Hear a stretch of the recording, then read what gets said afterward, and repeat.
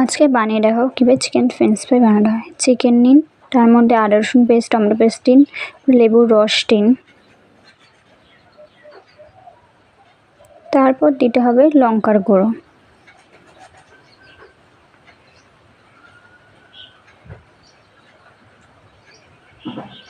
তারপর জিরে গুঁড়ো দিন,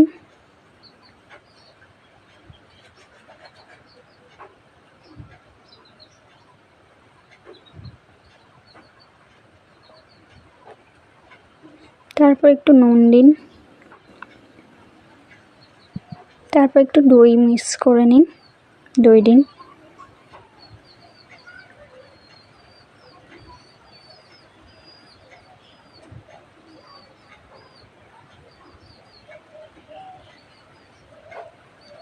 তারপর একটু মাখন দিন, তারপর ওগুলোকে সবগুলো একসঙ্গে ভালো করে মিক্স